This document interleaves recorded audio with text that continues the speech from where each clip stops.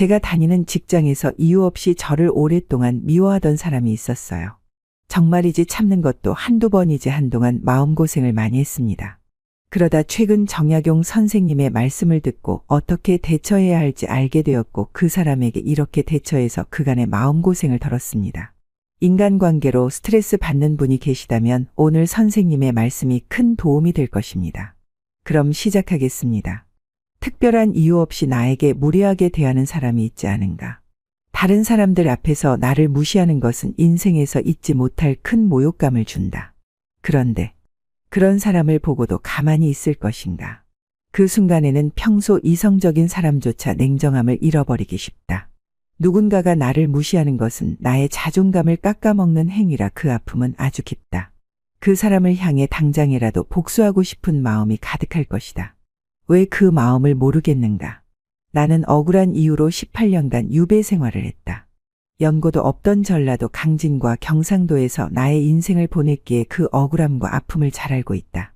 하지만 누군가 내게 함부로 군다면 스스로를 돌아보라. 내가 행동하는 대로 남들은 나를 대하기 때문이다.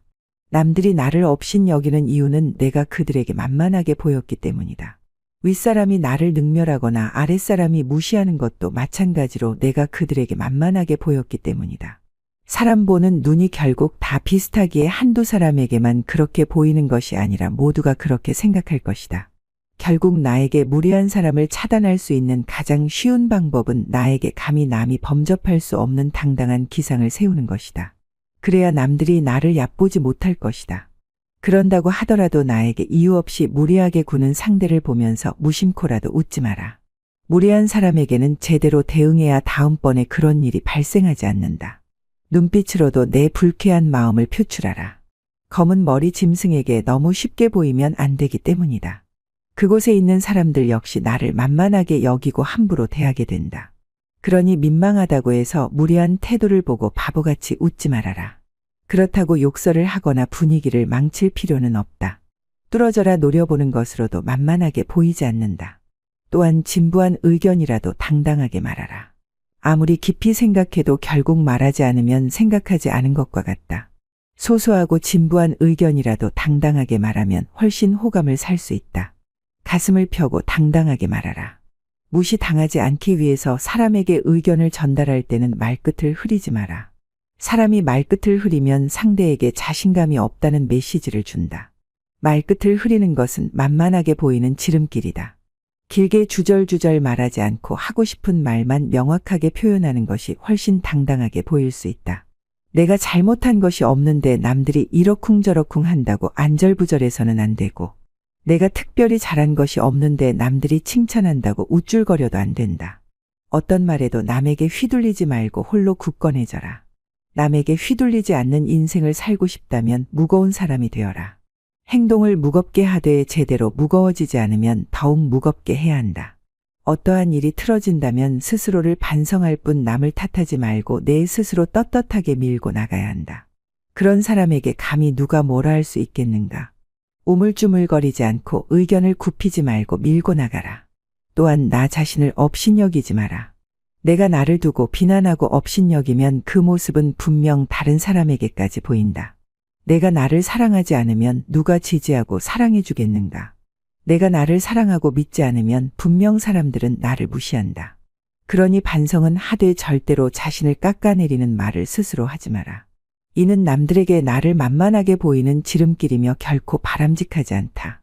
겸손은 결코 무능함이나 자신을 낮추는 것이 아니라 오히려 나에 대한 존중의 표현이다. 우리는 굽히지 않으면서도 스스로의 가치와 품위를 지키려는 자존감을 갖춰야 한다. 자존감은 우리가 자신감을 가지고 세상에 맞설 수 있게 하는 출발점이다.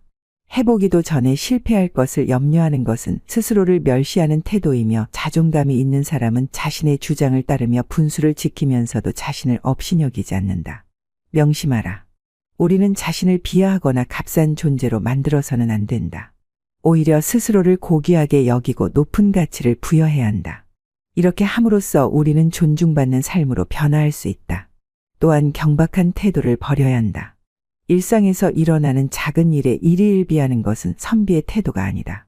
좋은 일이든 나쁜 일이든 모든 상황에는 일장일단이 있다. 그런데 사사건건 감정의 기복이 잦은 것은 내면의 수양이 부족하기 때문이다.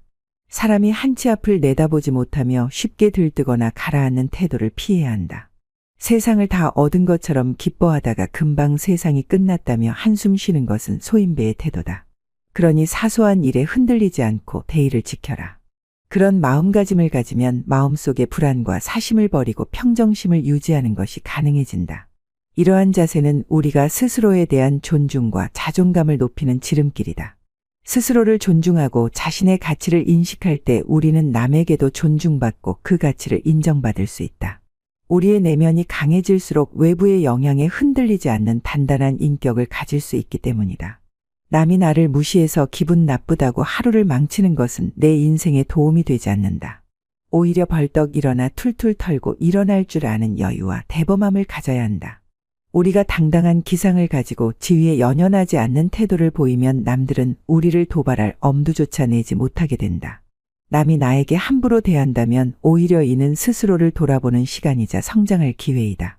흔들림은 겉모습에만 있는 것이지 내면의 깊은 곳은 변함없이 고요하다. 이처럼 생각과 뜻이 크고 넓은 사람은 경박함에서 벗어날 수 있다. 항상 바른 자세를 유지하라. 바른 자세야말로 강력한 언어의 수단이다. 우리가 자세를 바르게 하면 말의 설득력이 높아지고 심리적으로도 자신감이 생긴다. 바른 자세만으로도 그 사람의 당당한 기상을 만들 수 있다. 자세가 바르면 인생도 밝아진다. 바른 자세로 앉을 때 내가 해야 하는 길이 보이고 막연한 두려움이 줄어든다. 허리를 바르게 세우고 앉으면 단전에서부터 정수리로 뜨거운 기운이 밀고 올라온다. 허리를 숙이거나 등을 기대면 기운은 다시 퍼져버린다. 움츠러들었거나 구부정하게 있다면 뭔가 제대로 흘러가고 있지 않다는 표시이다. 구부정한 태도는 사람들이 나를 만만하게 보는 여지를 만든다. 그러니 지금 당장 자세를 바로 해라. 가슴을 펴고 있는 것만으로도 판단이 맑아지게 된다. 지금 땅에 서서 있거든 수직으로 바로 서라. 서 있는 몸이 지면과 수직에서 벗어나는 것은 몸이 한쪽으로 기운다는 것이다. 그렇게 되면 내 몸에 긴장과 경직이 찾아온다. 항상 자세를 바로 하라. 힘든 일이 있거나 마음이 괴로울 때도 바른 자세로 이겨내라. 자세는 몸과 마음의 상태를 대변한다. 바른 자세와 당당한 태도로 하늘도 무서워할 호연지기를 길러라. 악행은 작더라도 저지르지 말고 선행은 작더라도 실행하라. 모든 일은 너그럽게 처리하면 나중에 복이 온다. 사람은 자고로 호연지기를 가져야 한다. 호연지기가 사라지면 그 사람의 인생은 그때부터 고난이 찾아온다. 군자는 마음에 부끄러운 일이 없고 거짓이 없을 때만 깃드는 거룩한 기운을 가지고 있다. 늘 떳떳한 마음을 가져라. 만약 당신이 일정한 직업이 없어도 변치 않는 마음을 가져라. 재산이 없어 가난하더라도 마음만은 절대로 가난해서 안 된다. 항상 떳떳하고 나의 가야 할 길을 찾고 그저 맡은 일에 충실한 것만으로도 근면의 시작이다. 그 근면함 속에서 싹트고 있는 삶의 든든한 뒷심이 나의 인생을 밝게 만든다. 진정한 어른이란 완성된 사람이 아니라 스스로 바른 사람이 되려고 최선을 다하는 것이다. 바른 길에서 벗어나지 않으려고 날마다 몸부림치는 일 자체가 성인군자라는 증거다. 어른스러움이란 나답게 사는 것이다. 세월을 거스르려 하지 않고 세월에 따라잡히지 않고 그저 그 나이에 맞게 사는 것이다. 어른으로 사는 것의 최소한의 조건은 부끄러움을 아는 것이다.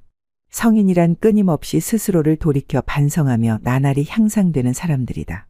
광인이 제 자신의 재주만 믿고 남탓만 하며 투덜거리다가 제풀에 지쳐 주저앉아 버리는 사람들이다. 마음의 귀를 기울일 줄 아는 사람이 부끄러움을 안다. 나의 모자란 점을 깨닫고 스스로 노력하는 것은 아무나 할 수 있는 일이 아니다. 혹시 그대가 보통보다 못한 사람이라는 생각이 든다면 전혀 그렇지 않다. 누구나 아는 가르침이라 그것을 실천하는 일은 보통 일이 아니다. 인간을 만드는 것은 태어나면서 얻은 기질이 아니라 살아가면서 만들어가는 태도다. 인생은 속도를 겨루는 시합이 아니다. 세월을 견디고 비바람을 이겨내야 나이테가 쌓이니 절대로 조급해하지 말라. 항상 의연하고 당당한 호연지기를 기른다면 이 세상 누구도 나를 만만하게 보지 못한다. 모두가 나에게 무례하게 굴지 못하고 대접받는 삶을 살기 위한 길은 나의 내면에서부터 시작된다는 것을 절대 잊지 마라. 오늘은 정약용 선생님의 말씀을 바탕으로 무례한 사람을 제압하는 방법에 대해 알아봤습니다. 많은 사람들이 살아가면서 인간관계가 제일 어렵다고 합니다. 하지만 우리의 내면을 단단하게 만든다면 해내지 못할 일은 없습니다. 앞으로 인간관계 및 우리 삶에 대한 지혜를 얻고 싶다면 구독과 좋아요 부탁드립니다. 귀한 시간 내어 시청해 주셔서 정말로 감사드립니다. 분명히 좋지 않은 인간관계가 있습니다. 우선 제가 겪은 이야기를 어렵게 꺼내볼까 합니다. 저는 대학을 졸업하자마자 자영업을 시작했고 직업 특성상 저희 부모님과 비슷한 나이의 직원들과 일했습니다. 처음에는 당연히 부모님 같은 분들이라 생각해서 존경하고 잘해드리고 했지만 겉모습만 어른이지 사람 같지 않은 인간들이 아주 많았습니다. 알게 모르게 저를 무시하고 일하면서 상처도 많이 받고 인간이 무서운 생각도 들었지만 항상 참아왔습니다. 그러다 우울증이 심해질 때까지 매번 마음고생하고 스트레스를 받다가 기존 직원들을 모두 잘라버렸습니다. 당시에 저에게는 정말 큰 결정이었죠. 하지만 이후 깨달은 것이 있습니다. 모든 인간관계가 다 중요한 건 아니다. 그리고 내가 모두에게 좋은 사람일 수는 없다. 이 태도 하나로 삶이 편안해졌습니다. 우리가 맺는 인간관계는 과연 얼마나 소중할까요? 살아가다 보면 반드시 좋지 않은 인간관계가 있습니다. 내가 갑이고 어른이어도 나에게 갑질을 하고 불쾌하게 만들죠. 그런 사람들이 처음부터 꼭 그러는 것은 아닙니다. 이 사람은 만만하구나. 조금 더 무시해볼까. 이렇게 사람을 봐가면서 교묘하게 하나씩 건드려 보다가 무시합니다. 만약 여러분들 중에 그런 사람에게 괜히 잘 보이고 싶거나 관계를 좋게 만들고 싶어서 식사를 대접하거나 차를 대접하는 분이 계시다면 절대 그러지 마세요. 그럴 돈이 있으시면 그냥 기부를 하거나 가난한 사람을 도와주세요. 그런 사람들은 무엇을 해도 나를 계속 무시하고 무례하게 대합니다. 심지어 자기 일을 남에게 부탁하는 입장에서도 화를 내는 경우가 있습니다. 다른 사람에게 굉장히 갑질을 하지만 잘 관찰해보면 그런 사람들이 아무에게나 그러는 것이 아닙니다. 만약 여러분 주위에 나를 교묘하게 무시하는 그런 사람이 있다면 아마 여러분이 여지를 주는 착한 사람이기 때문에 그럴 것입니다. 예를 들어 만약에 여러분이 식당에 갔습니다. 그 식당 주인과 종업원이 굉장히 친절하게 잘 대해준다고 해볼게요. 그럼 일반적인 사람들은 괜히 더 미안해서 이렇게까지 하실 필요는 없어요. 괜찮습니다. 감사합니다. 이렇게 말하고 넘어갑니다. 좀 부담스럽다는 생각도 들기 때문이죠. 하지만 어떤 사람들은 이렇게 하는 것을 아시나요? 나에게 굉장히 친절한 사람을 보면 내가 막해도 되겠구나. 이렇게 생각합니다. 자기가 뭐라도 되는 줄 아는 것이죠. 그때부터는 자기가 대단한 사람이라도 된 것처럼 착각을 해서 그 다음부터 갑질을 하기 시작합니다. 이런 이야기를 하는 이유는 여러분이 만약 그런 사람에게 마음고생을 하고 있다면 아마 여러분이 너무 착한 사람이라 그럴 수 있다는 것입니다. 내가 그 사람에게 괜히 더 친절하게 했나? 이렇게 생각해 볼 필요가 있습니다. 너무 상대방의 비위를 맞춰주기 위해 노력하고 배려했던 것이 그런 사람들에게는 남을 무시할 만한 요소가 되는 것이죠. 어떤 분들은 이런 자기 자신을 자책하기도 합니다. 하지만 그러실 필요 없습니다. 남에게 무례하고 악마같이 구는 사람이 잘못입니다. 다만 여러분이 너무 친절하게 대했거나 그 사람의 비위를 맞추기 위해 너무 노력한 것이 아닌가 점검하고 주의할 필요가 있습니다. 나를 무시하는 사람에게 정색하고 화를 낼 필요는 없습니다. 그렇게 한다면 멀쩡한 주위 사람들까지 나를 이상하게 볼 수 있기 때문이죠. 그래서 절대 분위기를 망치지는 않으면서 할 말을 하는 법을 아셔야 합니다. 이런 사람들의 특징이 뭐라고 했죠? 서서히 간을 봐가면서 건드려도 되는지 아닌지를 본다고 했습니다. 그래서 간을 볼 때 확실히 자기 목소리를 내기만 하면 됩니다. 화를 낼 필요조차 없습니다. 예를 들어 회식에서 갑자기 나를 보고 밥을 사라고 뜬금없이 무안을 준다고 해볼게요. 그러면 웃으면서 제가 대접받는 날인데요. 이렇게 표현합니다. 그러면 주위 사람들도 기분 상할 것 없으면서 자신의 목소리를 내는 것이죠. 이렇게 하면 그 사람이 조금 당황하기 시작합니다. 생각보다 만만하지 않겠네? 이렇게 판단하게 되는 거죠. 물론 내가 여유가 좀 되고 돈이 많으면 사도 되겠죠.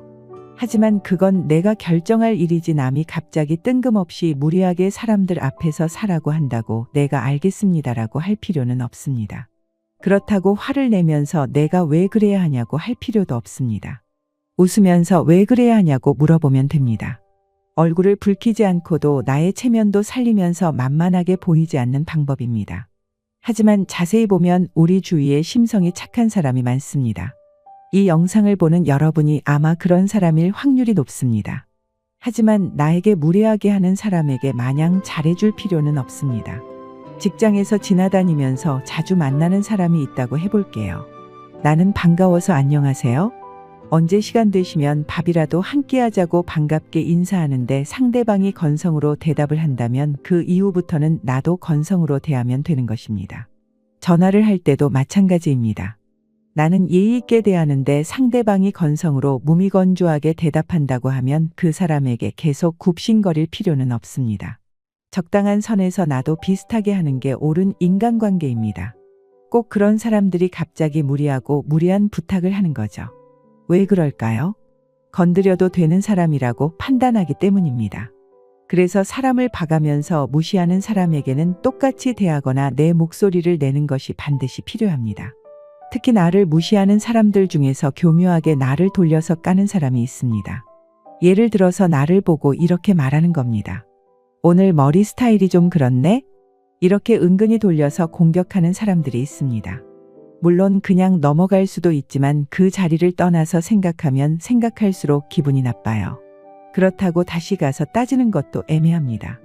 그럴 때는 그냥 그 사람이 교묘하게 이야기할 때 대놓고 받아치는 것입니다. 제 머리 스타일이 어떤데요? 제 머리에 문제 있나요? 이렇게 당당하게 그 사람의 눈을 정면으로 보면서 이야기하는 것이죠. 남을 공격하는 사람들의 특징이 교묘하게 뒤에서 은근히 진행하기 때문에 명확하게 이야기하면 오히려 말을 더듬을 수 있습니다. 내가 만만하지 않다는 것을 깨닫게 되는 거죠. 그리고 내가 너의 무슨 말이든 받아주는 사람이라는 느낌을 주면 안 됩니다. 그러니까 그런 사람이 말한다고 무조건 대답해 주려고 하지 마세요. 예를 들어 그 사람이 궁시렁 된다고 해서 무슨 안 좋은 일 있으세요? 이렇게 묻지 마시고 그냥 가만히 두세요. 어떤 말을 하는 게 상대방을 제압하는 방법이기도 하지만 사실 최고의 방법은 침묵과 무관심입니다. 나에게 직접적으로 해를 주는 말이 아니라면 무대응으로 가만히 있는 게 제일 좋습니다. 그렇지 않고 일일이 받아준다고 해서 그 사람이 고마워하지 않습니다. 이런 사람들은 오히려 이렇게 생각합니다. 내 말에 잘 대응해주는 사람을 약간 아래로 보는 경향이 있습니다. 특히 그 사람이 나이가 한 살이라도 많은 경우는 더더욱 그렇습니다. 아예 얽히지 않는 것이 제일 좋죠. 그러니까 아예 처음부터 너무 좋은 사람이라는 생각이 안 들면 차라리 다가가기 어려운 사람으로 남는 것도 좋습니다. 상대방에게 가벼운 사람으로 보이는 것도 아주 안 좋습니다. 그래서 차라리 말을 적게 하는 게 좋습니다. 남이 언젠가 나의 약점으로 잡을 만한 이야기를 하지 않는 것이죠. 세상이 갈수록 각박해져서 심성이 착한 사람을 만나는 게 아주 고마운 일이지만 요즘은 그렇지 않습니다. 그러니 여러분이 상처받지 않기 위해서 꼭 이렇게 행동하시기 바랍니다. 첫째, 잘해주지 마라. 내가 잘해주면 내 진심을 알아주겠지라는 생각은 상상 이상으로 효율이 안 좋습니다.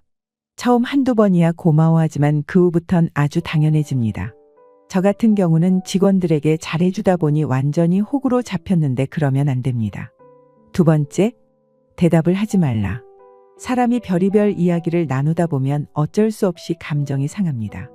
그래서 가급적 대답도 안 하고 상대방이 기분 나빠할지언정 대답을 안 하는 게 낫습니다. 그렇다고 나를 나쁘게 보면 어떡하냐고요? 아닙니다. 걱정하지 마세요. 남들 눈에는 그저 말이 없는 사람이 될 뿐이지 나쁜 사람이 되는 게 아닙니다. 남에게 만만하게 보일 여지를 남기지 마세요. 세 번째, 내 감정을 절대로 드러내지 마라.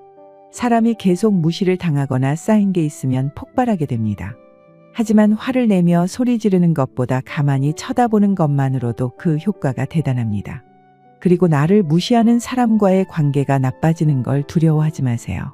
지금까지 제가 인생을 살면서 깨달은 방법을 소개해드렸습니다. 저도 이렇게 하기 전까지는 인간관계로 너무너무 힘들었고 혼자 울기도 많이 울었습니다. 그런데 결국 지나고 나니 필요 없는 인간들을 빨리 만나고 경험하게 되어 사람 거르는 능력은 굉장히 높아졌습니다. 여러분도 스스로를 비난하거나 자학하지 말고 제가 알려드린 대로 해보시기 바랍니다. 내 곁에 아직 좋은 사람이 없다고 해서 슬퍼하지 마시고 다들 힘내시기 바랍니다. 잊지 마세요. 모든 사람에게 다 잘해줄 필요는 절대 없습니다. 내 가치를 알아주는 사람에게만 잘해주면 됩니다. 오늘 영상은 여러분에게 큰 도움이 될 것 같습니다. 구독, 좋아요 한 번씩만 눌러주시면 저 역시 큰 도움이 될 것 같습니다. 그럼 시청해 주셔서 정말로 감사합니다. 그때 그걸 했다면 지금 내 삶은 달라졌을까? 살면서 한 번은 이런 후회를 하게 됩니다. 나이가 들어갈수록 후회가 잦아지고 지금 내 상황이 어려울수록 고민이 깊어집니다. 왜 그때는 그런 선택을 했을까? 지금 아는 것을 그때도 알았더라면 더 나은 선택을 할 수 있었을 텐데라고 아쉬워합니다.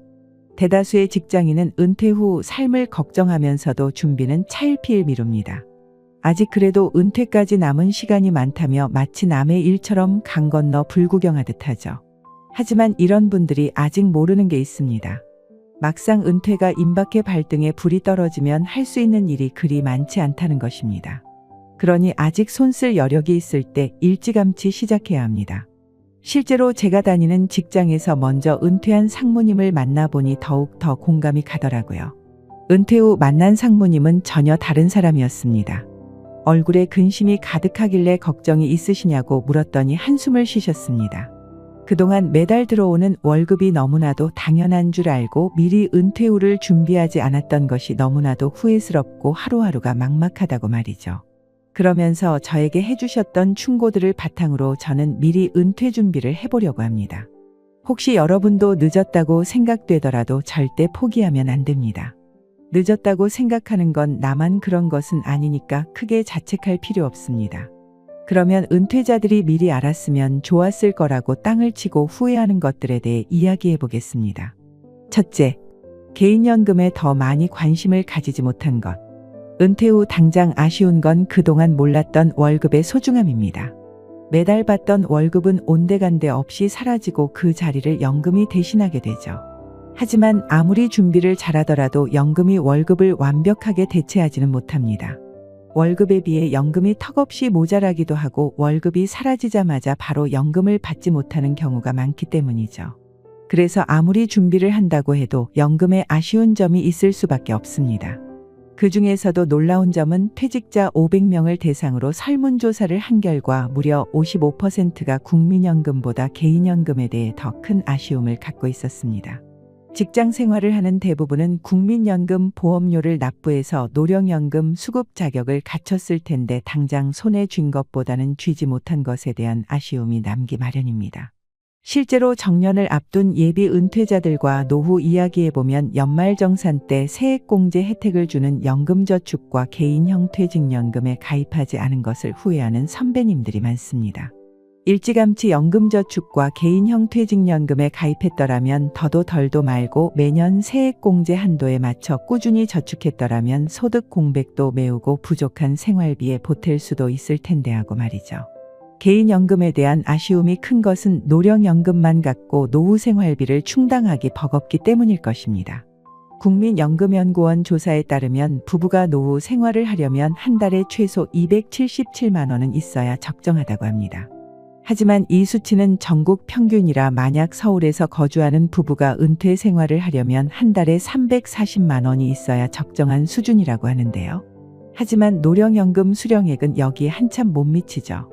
올해 3월 기준으로 노령연금 수급자는 월 평균 62만 원의 연금을 받습니다. 가입 기간이 짧을수록 더욱 금액은 낮아집니다. 그래서 아무리 작은 돈이라고 생각되더라도 국민연금을 좀 더 받을 수 있게 신경 쓰지 못한 걸 후회하는 은퇴자도 상당히 많습니다. 너무 작은 돈이라고 생각하지 말고 부부가 함께 노령연금을 받을 수 있으면 상황은 훨씬 더 나을 것입니다. 요즘은 맞벌이가 대세지만 옛날에는 그렇지 않았습니다. 남편이 돈을 벌어오고 아내는 전업주부로 외벌이가 많았죠. 남편이 현역 때 혼자 벌면 은퇴하고 연금도 혼자 받을 가능성이 높습니다. 전업주부는 국민연금 의무가입 대상이 아니기 때문이죠. 하지만 젊어서는 국민연금 보험료를 안 내서 좋지만 나이 들어 노령연금을 못 받는 것이 아쉬운 때가 반드시 옵니다. 하지만 전업주부도 국민연금에 이미 가입을 해서 10년 이상 보험료를 납부하면 노령연금을 받을 수 있습니다. 출산이나 육아를 위해 직장을 그만둔 경우에는 경력 단절 기간에 납부하지 않은 보험료를 추후에 납부할 수도 있죠. 바로 이것을 놓치는 분들이 아주 많습니다. 외벌이라고 아무것도 할 수 없을 줄만 알았는데 실제로는 노령연금 맞벌이가 되는 겁니다. 백지장도 맞들면 낫다는 말처럼 부부가 함께 연금을 받으면 노후 생활비 마련이 훨씬 수월해집니다. 그러니 더 늦기 전에 두 분이 함께 준비하시기 바랍니다. 칠순거지가 되지 않기 위한 두 번째, 고간자산과 우물자산을 구분해서 관리하라. 노후에 아무리 생활비를 아끼더라도 사람이 집에서 밥만 먹고 살 수는 없습니다. 외출도 해야 하고 외출을 하면 또 소비를 하게 됩니다. 하지만 막상 노후에 돈을 쓰려면 너무 아깝고 내 미래가 걱정되는 불안함이 생기기 마련입니다. 이럴 때 노후재정 전문가는 필수 생활비와 자산을 축적해둔 고간자산을 구분하라고 조언합니다. 식비, 생활비, 문화비를 필수 생활비로 구분해서 땅이 마를 때 사용하는 우물재산처럼 쓰고 평상시에는 문을 굳게 걸어 잠그고 버티는 고간자산을 구분하라는 것이죠. 이렇게 용도에 맞게 둘을 구분해야 노후 생활비에 대한 막연한 불안함이 사라질 수 있습니다. 왜냐하면 돈을 한 곳에 모아놓으면 통장이 괜히 돈이 많은 것처럼 착시 현상이 일어나 소비가 관리 안 되기도 하고 통제력이 떨어집니다. 게다가 은퇴를 하면 우리는 시간 부자가 됩니다. 시간이 너무나도 많아진 건 좋은데 시간을 보내려면 돈이 필요합니다. 그래서 노후에는 더더욱 여러 취미에 관심을 갖기 마련인데 우물자산과 고간자산을 구분하면서 취미에 사용할 자금도 우물자산으로 미리 구분을 해두는 것이 필요합니다. 은퇴 후 취미생활은 필수이지만 거기에 사용할 자금을 미리 구분해두고 준비하지 않으면 괜한 돈이 나가는 것 같아 선뜻 돈을 쓰지 못하고 무료한 나날을 보내기 때문입니다. 그러니 여러분은 생기 있는 은퇴를 위해 고간자산과 우물자산을 분리해서 관리하시기 바랍니다. 칠순거지가 되지 않기 위한 세 번째, 퇴직하고 할 일을 미리 준비해 둘 걸. 우리가 직장에서 은퇴하면 평생 일을 안 하고 살까요? 저도 그렇게 생각한 적이 있지만 그렇지 않습니다. 100세를 넘게 사는 요즘 우리는 아직 젊고 충분히 일할 능력과 남들보다 잘할 자신도 있습니다. 제일 중요한 것은 아무 일도 하지 않아도 될 만큼 경제적인 준비가 되어 있는 경우도 많지 않다는 것이죠. 최소한 노령연금을 수령할 때까지는 일을 하려고 하는 것이 정신적으로나 재정적으로 좋습니다. 하지만 직장을 나와 은퇴 후 일자리를 찾으면 일자리가 마냥 기다리고 있지 않습니다. 재취업과 창업을 준비하려면 시간이 필요하기 때문입니다. 그래서 재직 중에 미리 준비를 시작하면 시간을 단축할 수도 있지만 은퇴 후 걱정만 하고 있는 사람들에게는 쉽지 않습니다. 새로운 일자리를 찾는 것보다 현재 일자리를 지키고 싶어하고 또 퇴직 후에도 금방 일자리를 찾을 수 있다고 생각하지만 결코 쉬운 일이 아닙니다. 그래서 많은 분들이 퇴직하고 나서 헐레벌떡 준비를 하는 거죠. 하지만 은퇴 후 일자리를 찾는 것은 생각보다 어렵고 시간이 걸립니다. 은퇴 전문가들은 퇴직자가 새 일자리를 찾기까지 평균 반년이 걸린다고 합니다.